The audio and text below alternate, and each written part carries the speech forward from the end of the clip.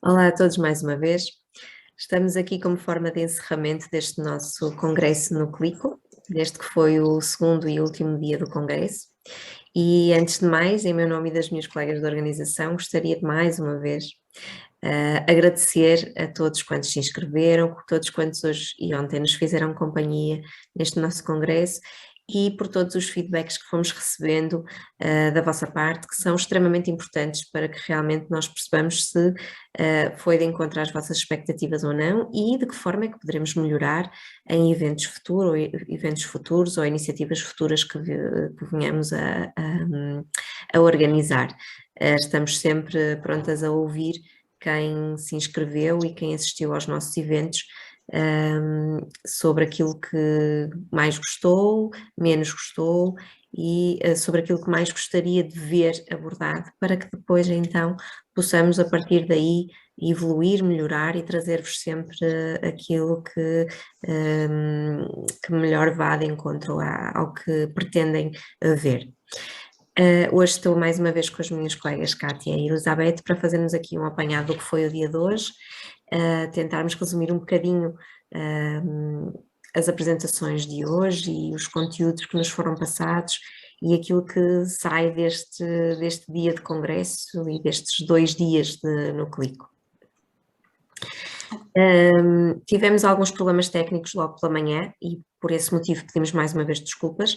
A primeira palestra não foi para o ar na hora que deveria ter ido e por esse motivo também alargamos o período de gratuitidade, porque ela era gratuita, e o período de acesso a ela fica então disponível até amanhã, até domingo, peço desculpa, dia 1 de maio. Ela estaria disponível 24 horas, vai estar disponível cerca de 48 horas, portanto até dia 1 de maio às 10h30 ela estará disponível para visualização, quer para o conteúdo, para as inscrições gratuitas, quer para o acesso essencial que também tinha às 24 horas.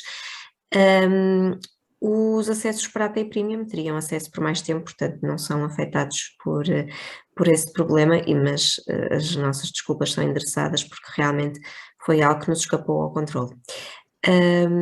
E deixo agora aqui a minha colega falar um bocadinho, porque está com vontade de dar aqui a sua opinião. Eu quero agradecer a todos os palestrantes que colaboraram connosco, a todos os conferencistas inscritos, tivemos mais de 1500 inscrições. Nós tentamos trazer uma temática pouco falada do nosso país, a nutrição comportamental no tratamento da obesidade.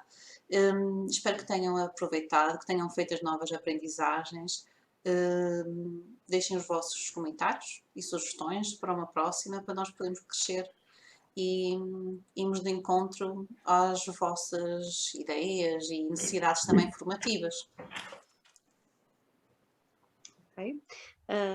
Em relação ao dia de hoje, então vamos tratar aqui de fazer um resumo e uma continuidade daquilo que fizemos ontem, tentar perceber mais ou menos como é que correu o dia de hoje em termos de temas, que acabou por ser um bocadinho a continuidade daquilo que tínhamos começado ontem.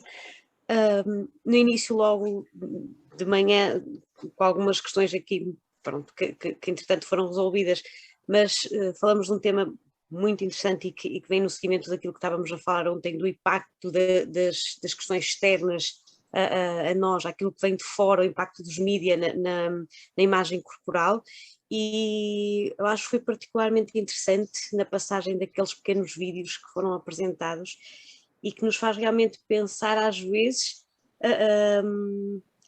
aquela noção da consciência que se falava ontem e da intuição, que nós às vezes realmente não temos tão apuradas e perdemos a noção de quem somos. E naquele primeiro vídeo que foi apresentado, aquelas duas imagens do quem eu acho que eu sou e como é que os outros me veem, foi um bocadinho a prova, digamos assim, de que realmente quando nós não estamos conscientes ou com a nossa própria consciência muito ativa e muito apurada, acabamos por perder um bocadinho a noção de quem somos, do que sentimos, de tudo o que podemos explorar em nós e que nos deixamos influenciar muito mais pelo que vem da parte externa.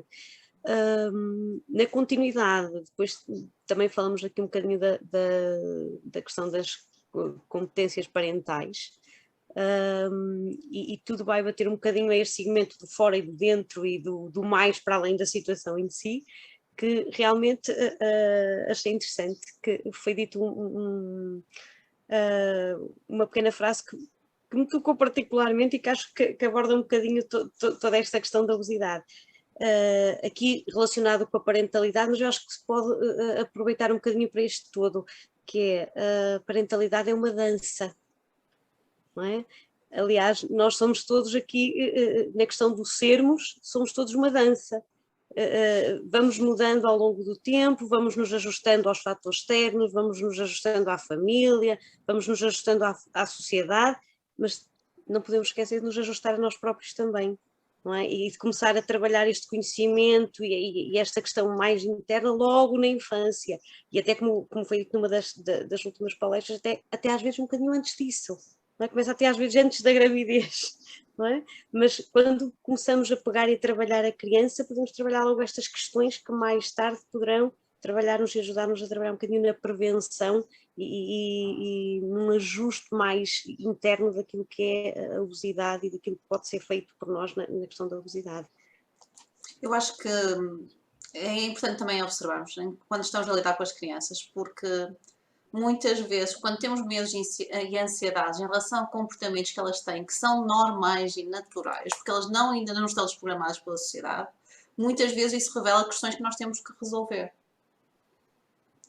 Desde a parte da regulação do apetite, que eles regulam automaticamente, e muitas vezes uma mãe ou um pai segura acham que ele tem que comer mais aquele bocadinho porque ontem comeu mais e tem que ser sempre igual a quantidade ao longo das refeições, e não, o apetite dos adultos varia, o apetite das crianças também varia, e é preciso ir de encontro àquilo que realmente somos e à nossa natureza, e não deixarmos influenciar por pressões externas que basicamente nos desintonizam, desintonizam-se completamente.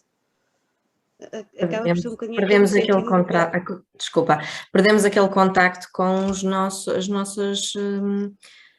percepções mais básicas, que é percebermos quando temos fome e quando comer e quando parar de comer, que é uma coisa tão básica, que é assim que o bebê se regula, não é? O bebê chora quando tem fome e para de se alimentar quando está saciado. E fecha a boca, pronto, acabou, não quer mais, não é? A gente pode tentar, mas não consegue. Agora, nós vamos perturbando um bocadinho este instinto tão natural, e depois, quando chegamos à idade adulta, temos extrema dificuldade em perceber essas mensagens tão básicas do nosso organismo e depois de as usar para efetivamente estabelecermos uma boa relação com a alimentação, e uma alimentação mais fácil, mais prazerosa e de alguma forma mais saudável também, não é? Não só em termos de tipo de alimentos, porque não é nisso que nós nos estamos a centrar, mas em termos de comportamento alimentar mais saudável, não é? E mais orgânico. O que é engraçado é que a identificação de nutrientes e a capacidade de saciedade e parar é transversal a todos os animais, ou seja, até os nemátodos são capazes de detectar a quantidade de proteína do alimento que vão escolher e param de comer, ou seja, com os poucos neurónios que têm, param de comer quando já chega. E nós estamos completamente desregulados e não somos capazes de fazer isso. É interessante. É o tal compasso da dança, Kátia, é o tal compasso, conseguir perceber até que ponto o teu organismo está num momento mais lento de passo ou mais acelerado ao ritmo daquilo que, não é, o organismo pede, o organismo exige, e o ambiente todo que está à tua volta te proporciona em termos de físicos até, não é? Tipo, o acompanhar ou não esta dança, e às vezes nós não termos noção do ritmo e querermos sair com um passo acelerado quando deveríamos estar mais lentos, ou com um passo mais lento quando deveríamos estar mais acelerados. Ou andarmos ao passo dos outros. Exatamente. Ou olhar para o lado e andar e imitar os passos dos outros numa música que não é nossa, não é? Numa música que não é nossa. Deixamos de saber escutar a nossa música e dançar a nossa música, não é? Exato. Exato. E depois também, no seguimento, abordamos aquelas questões mais físicas e que também não podemos descurar, ou seja, lá está esta parte de irmos ao ritmo da dança e de olhar para dentro e perceber que às vezes também é lá dentro que está algumas questões que temos que trabalhar, como foi o caso da questão das alterações hormonais, que são questões que existem, estão lá e que também têm que ser trabalhadas e tem que haver ali alguma nuance, não é? No meio disto que há alturas em que temos que olhar para dentro, há alturas que temos que nos ajustar a tudo o que está também fora, não é? Ou seja, o próprio organismo tem estas alterações que têm que ser trabalhadas e que não podem ser descuradas e se numa grande maioria daquilo que nós percebemos temos esta questão do ajuste ao organismo interno e a essa consciência, mas também há questões físicas que não podemos descurar e que até certo ponto acabam por ter uma presença muito marcada e ter que ser trabalhadas às vezes um bocadinho de forma diferente, não é? E que nos ultrapassam, porque são coisas que não conseguimos controlar. Controlar, E exatamente. nós trouxemos estes temas, tanto as deficiências nutricionais na obesidade, como o impacto das alterações hormonais no aumento de peso, porque são temas que são completamente relegados para segundo plano, ou terceiro ou quarto, na cabeça da maior parte dos clínicos. E até se calhar também nutricionistas. Sim. Ou seja, nós chega-nos um doente em que tem a referenciação à obesidade e não há um estudo clínico, nem qualquer história clínica do que se passa com aquele utente. Não se faz um exame físico, não se faz um exame analítico nem hormonal em condições. E isso está escrito nas guidelines. O que me espanta é que as coisas estão escritas nas guidelines e parece que a ficha desligou e só está a contar os indicadores e se estão a gastar dinheiro ou não em análises. Acaba por ser, se calhar, um bocadinho também aquela questão da padronização. Regra geral funciona assim. Mas as guidelines deviam servir para a padronização. Se nós temos guidelines internacionais que estão mais que investigadas e as normas da obesidade portuguesas nós temos que dizem que deve ser despistado todas as outras alterações, onde é que vão buscar a ideia que não é preciso fazer nada disso? Porque associam muitas vezes a obesidade apenas a um excesso de alimentação e pronto. É mais culpa da pessoa. E não que acham que é mais comum. E não só, que é uma coisa que já me apercebi várias vezes quando as pessoas chegam junto a mim, que é o duvidar do relato alimentar que a pessoa faz. Sim. Ou seja, é impossível a pessoa comer aquilo e ter aquele peso, não pode. Portanto, é como se a pessoa estivesse a mentir, pronto, não é? Portanto, vai ter é duvidar da própria integridade do utente, não é? Pronto. É engraçado que eles duvidam do Obviamente relato alimentar, mas não pedem nenhum registro também. Claro.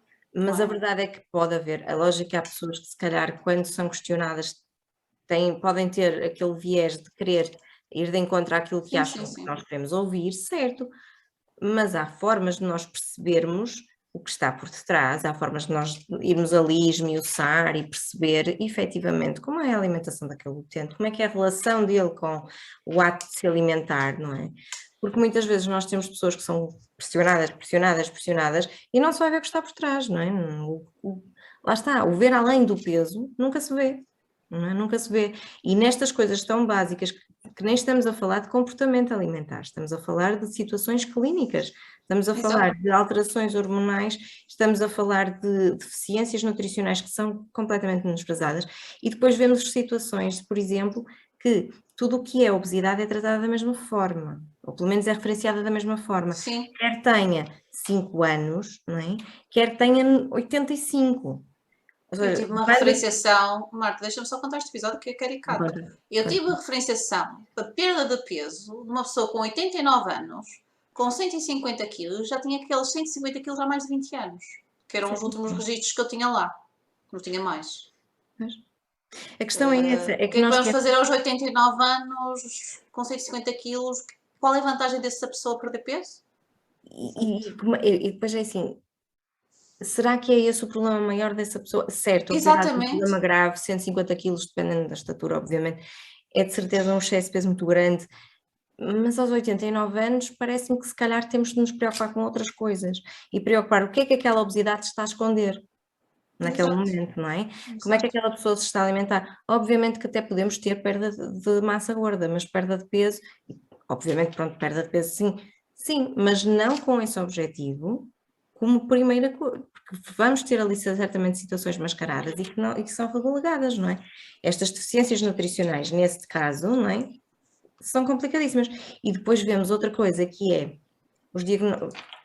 no nosso caso de cuidados primários, tu vais ver um doente, o diagnóstico de obesidade é aberto, mas depois não é fechado. Ou seja, aquela pessoa mantém o diagnóstico de obesidade lá no registro e tu vais ver, vais ver o utente se calhar está acamado, completamente caquético, continua com o diagnóstico de obesidade aberto, não é? E portanto, este tipo de coisas também não podem acontecer, não é?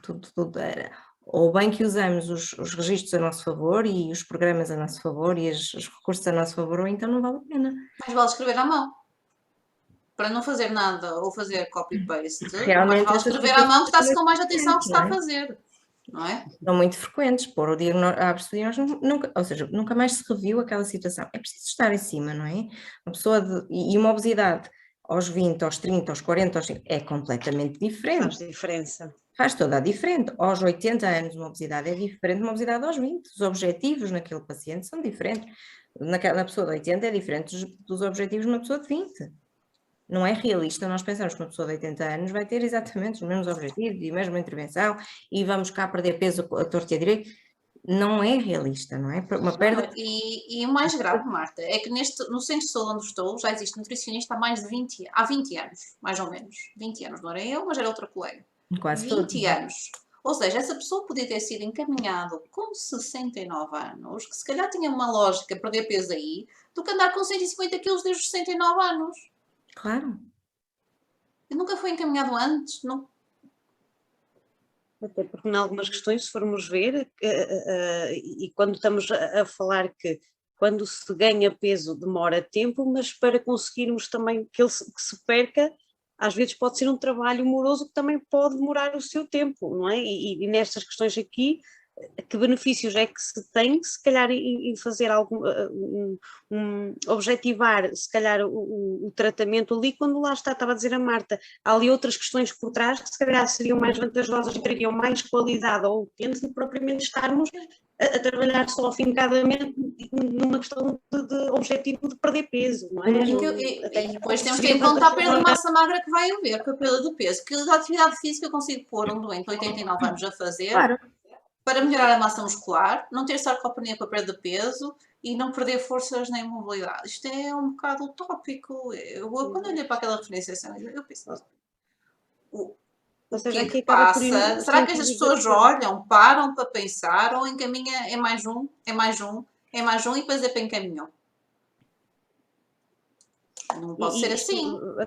Acaba por vir um bocadinho no sentido daquela questão que também foi falada, da questão da gestão da prevenção. Sim. E isto é importante porque a prevenção, como é trabalhada a longo prazo também, e tu não consegues ver aqueles resultados que tu queres passado um mês, passado 2 meses, não é? Nem sempre tu consegues ter este trabalho, que muitas vezes é feito não só com a perda de peso, mas tudo aquilo que envolve para que não se recupere este peso novamente, não é?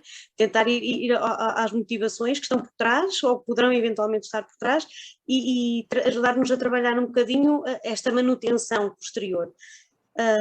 E a prevenção também acaba por não nos facilitar um bocadinho neste sentido. Não se aposta na prevenção, porque é morosa, porque é muito trabalhada, os números não se veem logo, mas depois temos as situações em mão e arrastamos as situações até este ponto limite que depois já não se justifica. A prevenção é morosa e a perda de peso não é morosa?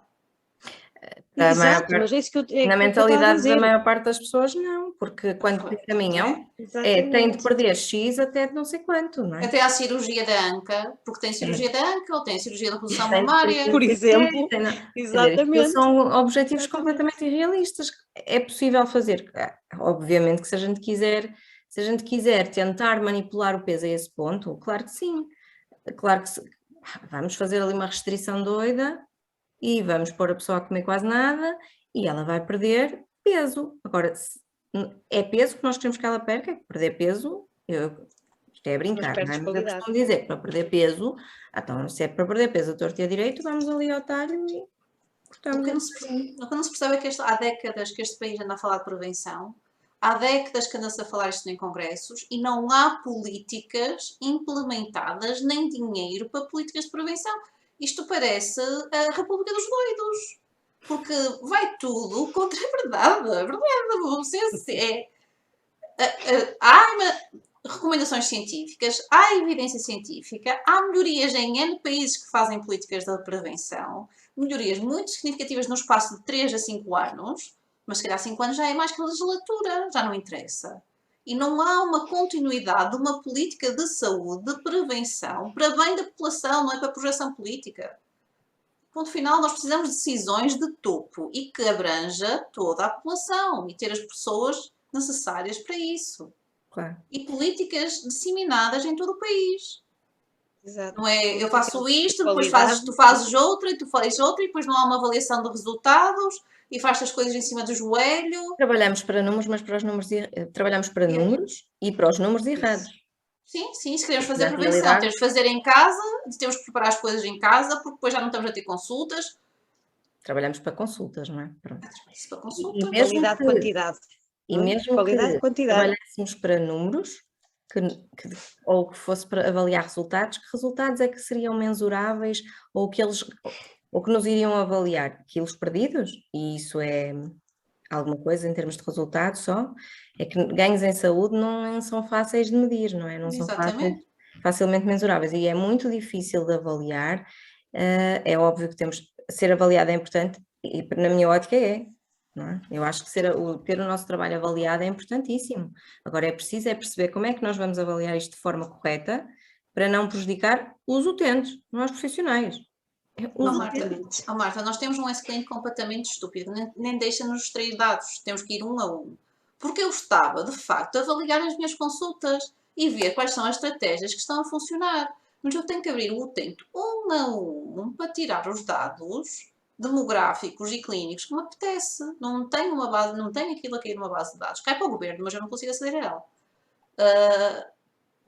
E depois temos a SES que nos acham que os trabalhos de investigação se fazem em cima do joelho e que nós estamos a parar para delinear maneiras de intervir melhor, ou seja, analisarmos os nossos dados, analisarmos os nossos doentes, vemos o resultado de determinados tipos de estratégias, estamos a perder tempo. Claro, não é fácil. Exatamente. Onde é que está a gestão? Não está. E daí a importância de nós trazermos o tema final do nosso Exatamente. congresso, não é? Esta reflexão e feita por uma colega que está num local onde até se faz muita coisa e até se vai conseguindo fazer alguma coisa, porque realmente eram dos sítios onde tinham mais nutricionistas. Agora neste momento não sei se têm tanta cultura, mas efetivamente era onde havia mais, quase, embora a dispersão geográfica fosse um bocadinho grande, mas a dispersão não era tão grande como noutros locais, a cultura era bastante boa e elas conseguiam fazer realmente trabalho visível.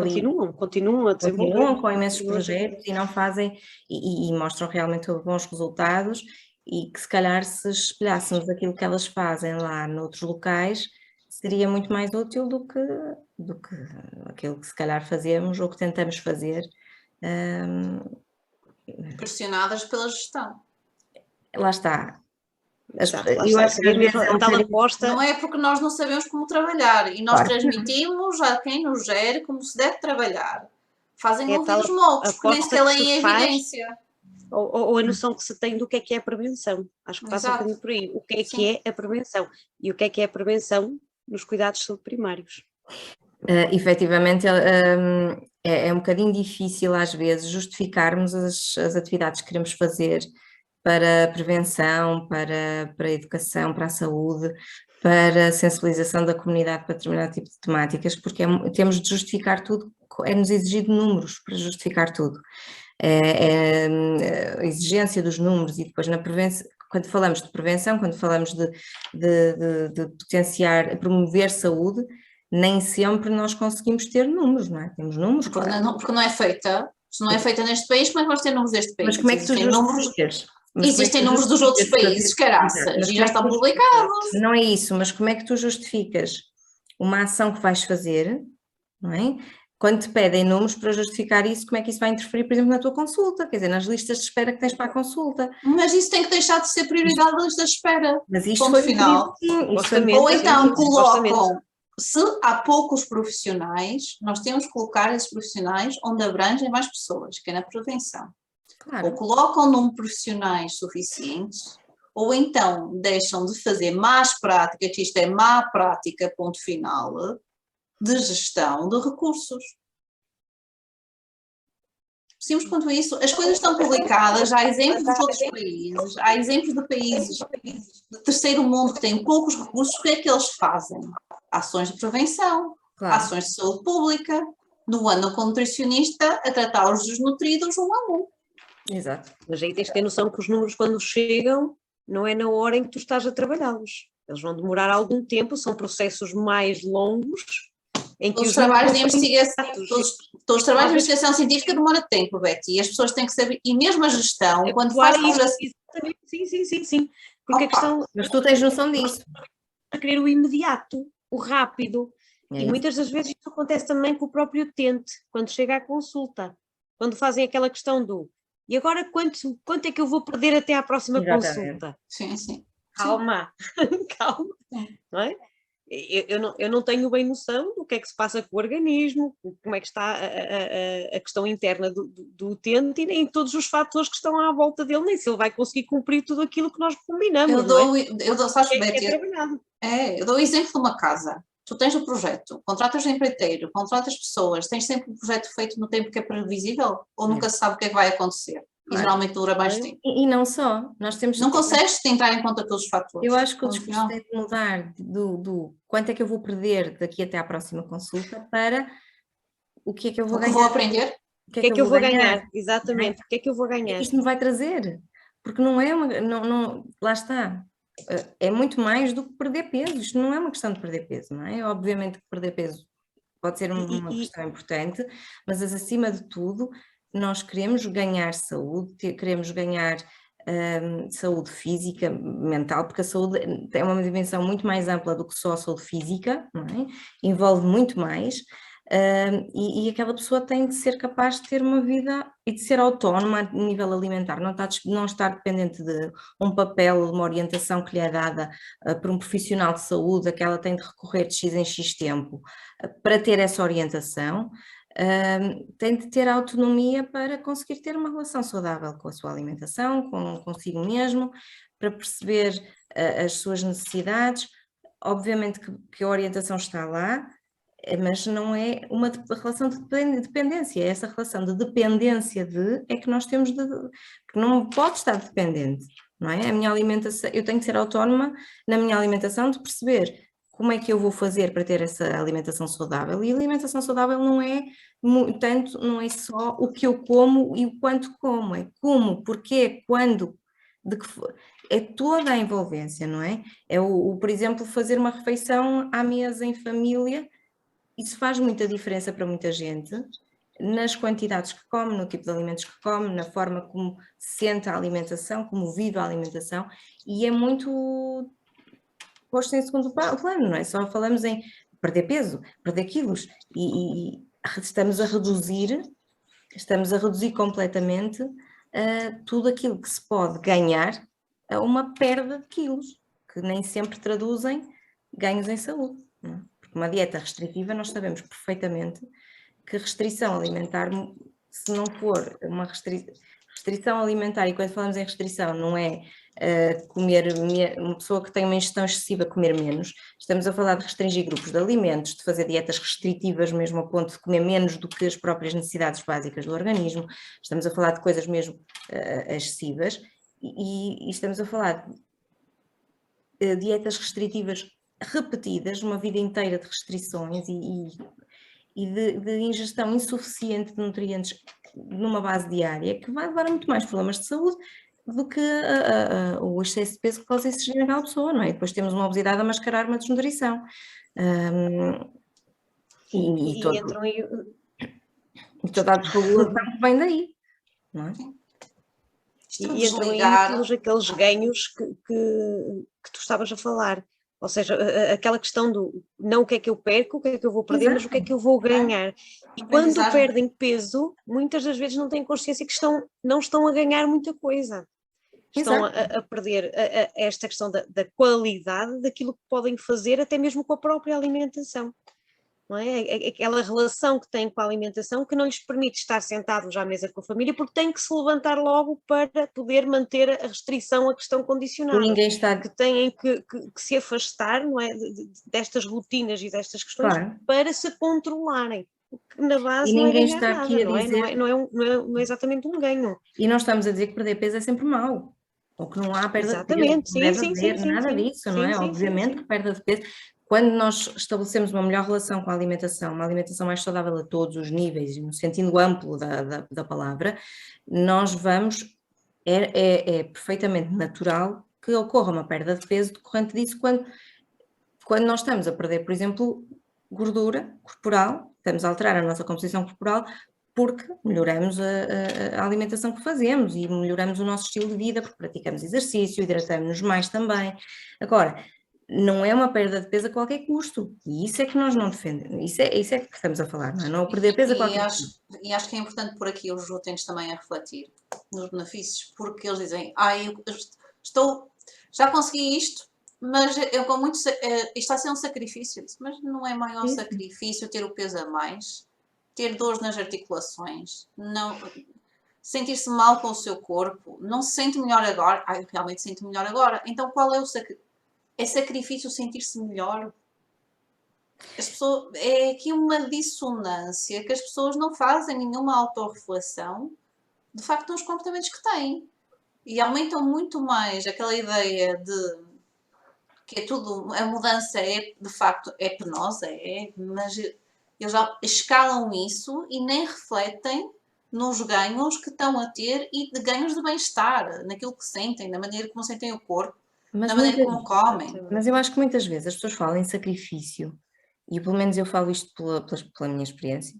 A maior parte das pessoas que me falam em sacrifício não são as pessoas que estão a fazer o percurso, não é o percurso correto, eu não gosto de usar esta palavra, mas que estão realmente a trabalhar da forma que nós lhes propomos, mas sim aquelas pessoas que estão a fazer para lá daquilo que a gente lhes disse, mas para lá não no sentido proposto, ou seja, não estão a trabalhar a parte de comportamento alimentar, não se ficam, estão a fazer restrições, efetivamente acham que aquilo que nós lhes propomos não é suficiente e portanto vão além disso, e muitas vezes, e isto acontece imensas vezes, as pessoas chegarem à minha beira, então eu só pergunto como é que correu este tempo, não é? Como é que correu esta semana, estes 15 dias, dependendo do tempo que a pessoa esteve sem ir à consulta e da frequência da consulta. E a pessoa diz-me, estou a fazer tudo o que me mandou. Eu não mandei nada. Eu não mando nada. Eu estou a fazer tudo o que me mandou. Eu, então, mas acho que não perder peso. Não foi isso que eu lhe perguntei. Não foi essa a questão. A questão foi sentido, foi como é que correu, está tudo bem. Lá vamos explorando um bocadinho o que é que quer dizer o como é que correu. E depois vamos ver que efetivamente são pessoas que referem, estou a fazer um sacrifício muito grande, mas vamos a ver. E está a fazer o sacrifício porque efetivamente não está... não entrou na nossa proposta. Nós propomos tentar trabalhar outras questões que não os alimentos em si, as quantidades logo ali de partida, não é? Trabalhar as coisas de uma forma qualitativa e não só quantitativa, e a pessoa entrou de cabeça na restrição, e porque não sei quem faz não sei quê, e porque não come pão porque engorda, e não come não sei quê porque engorda, e acaba por estar a fazer uma coisa completamente diferente daquilo que lhe foi proposto, completamente diferente daquilo que nós trabalhamos, mas convencidíssimos que é isso que nós estamos à espera, não é? E que fomos nós que dissemos, mas eu disse, sim, estava lá, mostre-me lá, então onde é que eu escrevi isso? Não é? E mesmo que levem efetivamente, porque há pessoas que nem toda a gente tem a mesma abordagem, como nós sempre dizemos, e às vezes levam efetivamente orientações escritas, levam papel, porque há pessoas que precisam desse apoio e fazem os seus registros, e há que ver os que a gente escreve, uma coisa que não está lá em lado nenhum. Mas eles, como estão habituados e como é essa a ideia que é perpetuada, Mas, exato. na cabeça daquelas pessoas, não fomos nós que mandamos. Não fomos. E é muito difícil mudar esta mentalidade, porque não é Eles estão só sintonizados com o exterior, não estão não é só sintonizados aquele com o utente que interior. nós temos de mudar, não é? Nós temos de mudar esta mentalidade da restrição. Isso É preciso é, tirar o Marta, prazer de comer. se me permites, até o que estás a falar acaba por ser o resumo do título do nosso congresso, é a questão de esta ideia tão pré-concebida de que a obesidade é peso. Peso é Exato. obesidade é peso. Ponto. Não são comportamentos Não é? acumulados, nem estímulos externos Esta questão e do ver internos. além e o Sim. ver além no sentido quer interno e compreender que às vezes a minha obesidade e aquilo que a Cátia até apresentou, aqueles valores de que nem todas aquelas pessoas vão conseguir atingir o peso ideal novamente, não é? E a pessoa ter consciência que a qualidade que pode ganhar não implica ir ao peso ideal e àquele Claro que pezinho que gostaria de ter ou que tinha há não sei quantos anos atrás, mas que essa qualidade pode estar em alguma perda de peso, sim, que tem as suas vantagens, mas que podemos não ter aquela perda de peso que a pessoa tanto está à espera de voltar ao seu peso normal. Há que perceber a parte interior e há que trabalhar a qualidade com tudo aquilo que também temos à volta. E esta questão padronizada de obesidade de peso acho que está ainda muito enraizada. Não é? Ainda muito E enraizada. sabem qual é a principal pedra nos doentes que estão a perder peso? A pedra no sapato deles é que eles colocam. É que querem tudo rápido demais e não sabem lidar com o erro nem com a frustração. E a maior parte dos meus doentes, eu já dei várias vezes para os processos, e eles desistem e estão a perder peso. Não é porque não conseguem.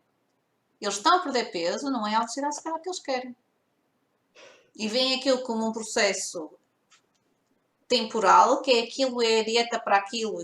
Uma pessoa tem de justificar, mas é a informação externa que recebem é isso. É dieta para emagrecer, não é... Eu vou aprender a cuidar de mim, já há tempo, não é? Eu vou aprender a melhorar a qualidade de vida e a acumulação de hábitos saudáveis vai me dar um corpo saudável.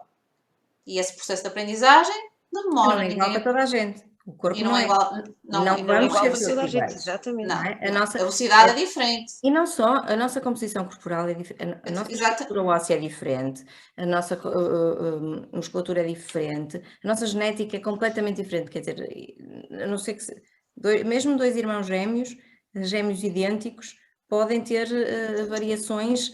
Na expressão genética, pelo estímulo externo. Genética, mesmo com um material genético igual. Portanto, nós não vamos ter... É o percurso que fizeste, Marta, o percurso que fizeste em termos de peso anterior. Se já tiveste ganhos e perdas e ganhos, ou se o teu processo é diferente, não é?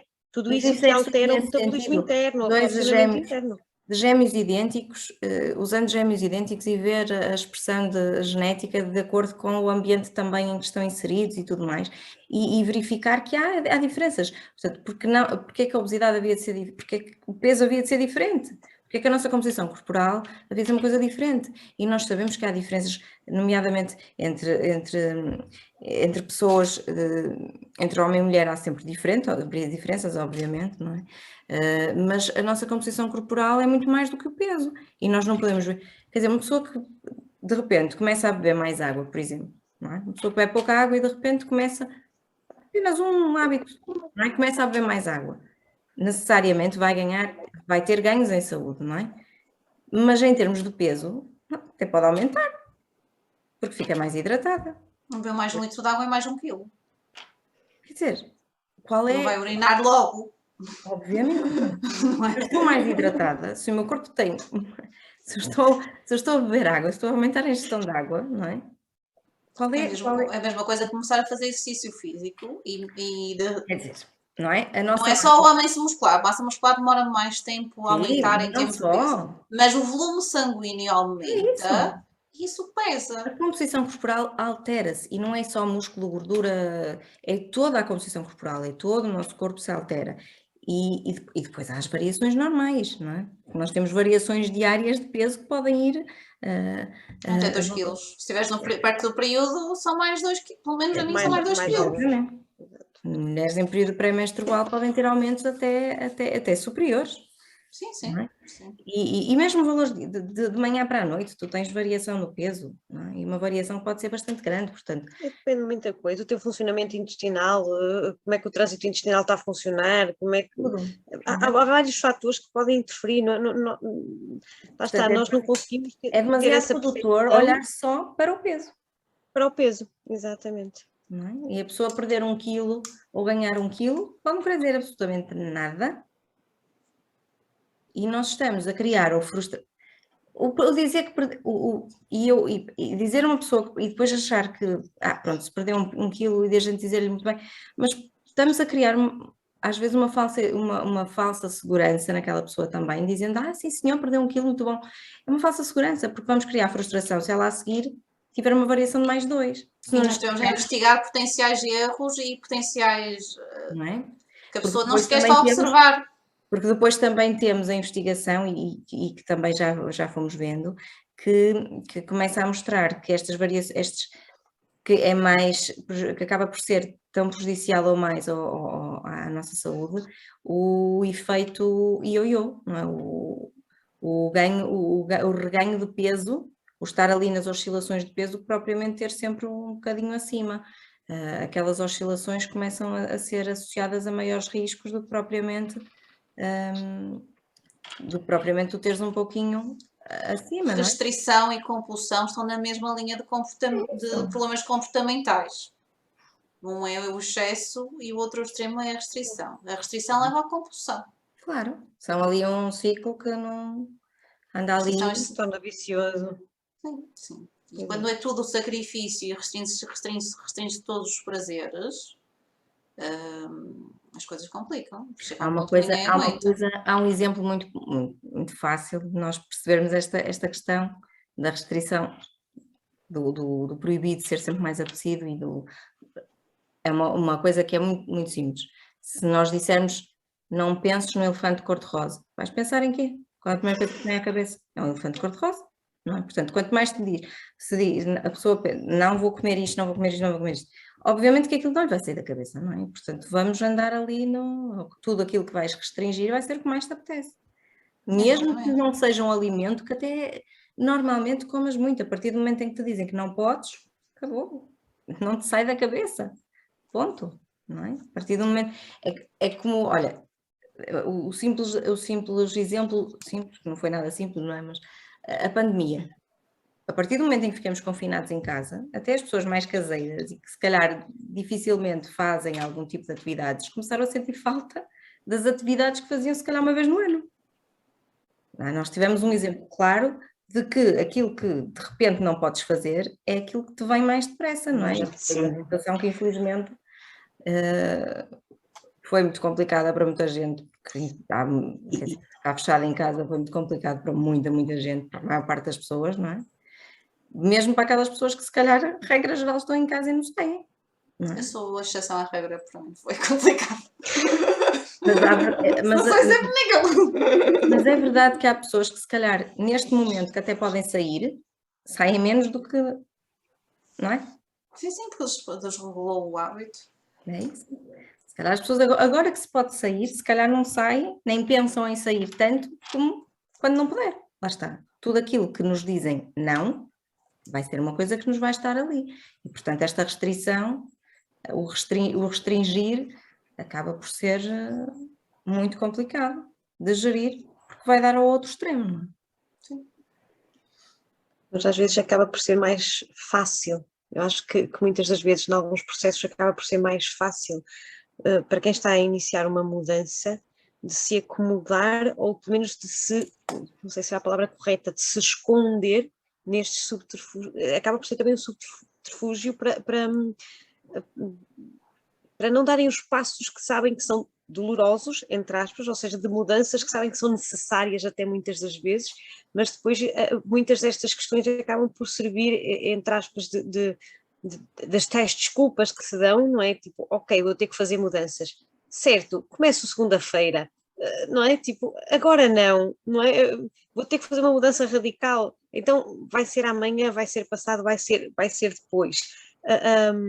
Esta questão do sentirmos-nos obrigados acaba também por nos fazer retroceder um bocadinho naquela questão do tenho obrigação, então vou ter que dar tudo de mim e depois vai correr bem, não vai correr bem, vou fazer, não vou conseguir. Deixa cá ver, se calhar é melhor ficar Sabes qual é o problema disto, Betty? É que nós estamos numa sociedade que penaliza o erro e começa logo na primária. E tens um erro e não te dão a oportunidade de repetir o teste. Tens negativa, ponto final. E a pessoa não aprende. A questão da parentalidade e do teste da experiência dos novos alimentos. A pessoa não aprende a aceitar o erro e nem encara isso como forma de crescimento, ou seja... E de aprendizagem, não é? E de aprendizagem e que errar é humano. Preciso ter um bocado de autocompaixão connosco mesmo, que só não erra quem não faz. Esse ditado já é antigo. E a verdade é que é errar que tu aprendes, não é? Tu não aprendes de outra forma. Nós estamos a falar numa aplicação, que é o Zoom, que de certeza que não saiu bem à primeira à programação, nem à segunda, nem à terceira, nem à quarta. Claro. E se esses cientistas não soubessem lidar com a frustração, nós não tínhamos computadores, não tínhamos lâmpadas, não tínhamos carros, não tínhamos roupa, não tínhamos nada. É o erro que leva ao crescimento. Não é fugir do erro que vai levar a alguma coisa, não é achar que são o maior pecador no mundo por fazer um erro e que não vão conseguir e que já é o fim do mundo por fazer um erro, que vai darem alguma coisa. Exato, é aceitar o erro e compaixão. Isso é que leva à mudança e que leva ao crescimento pessoal. E precisamos mudar esta maneira. Ser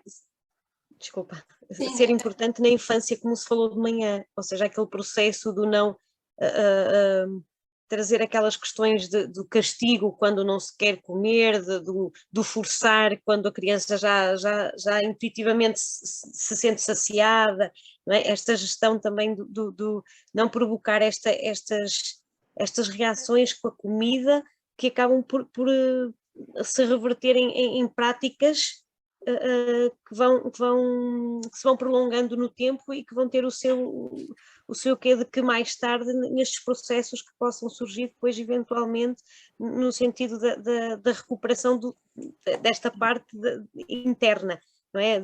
Da consciência e de perceber como é que eu vou lidar com isto, não é? Mas não é fácil, não é? Não é fácil para os pais, não é. Por exemplo, perceber, por exemplo, ter um filho a comer, e aqui também falo um bocadinho por experiência própria, porque não é fácil, mesmo tu sabendo, mesmo sendo nutricionista e tendo toda esta noção, não é fácil às vezes tu controlares um bocadinho aquele instinto mais primitivo que tens de ir na onda, vá, não é? Isso não é instinto primitivo. Não é primitivo. Isso é instinto aprendido, tens noção disso? Isso é um instinto que é aprendido. Não, eu digo primitivo, não é primitivo porque é primitivo, sabiam o que a criança podia. Connosco. É aquele primeiro instinto que nós temos quando eles recusam comer, não é primitivo de ser... Ele é aprendido, efetivamente, é aquilo que nós crescemos a ver fazer. Mas é o primeiro impulso que temos. Tu tens proteção, de tentar, de perceber, ou seja, é logo o teu primeiro instinto na altura, antes de, não consegues ser totalmente racional e pensar, espera lá, que não sei o quê. Não, a primeira coisa é, e tens de parar para pensar, isto implica aqui também alguma mudança em ti própria, não é? Pronto. Sim. Agora, criar a segurança e percebemos que está ali um ser humano que é capaz de se autorregular. Mas também é preciso criar esta noção de que, porque depois também há muito isto agora, não é? E nós vemos isto dos pais que nos chegam com os filhos, também esta pressão para que haja pais perfeitos, como se isso existisse, não é? Nós não somos perfeitos, não há pais perfeitos, os pais erram, é normal, se aprendem a ser pais com os próprios filhos, e as crianças não são todas iguais, e não é porque alguém consegue fazer tudo ou aparentemente consegue fazer tudo espetacularmente bem, que toda a gente vai ter crianças, não é, de catálogo. Não há um catálogo para escolher o filho. Isto não é assim, não é? Portanto, na alimentação é exatamente a mesma coisa. Os miúdos têm dias diferentes, têm momentos diferentes. Nós temos crianças que são criadas juntas e que não têm nada a ver umas com as outras, não é? E alimenta-se de uma maneira, o outro alimenta-se de outra, no mesmo ambiente. Com o mesmo pai, com a mesma mãe, com o mesmo ambiente de alimentação, com as mesmas...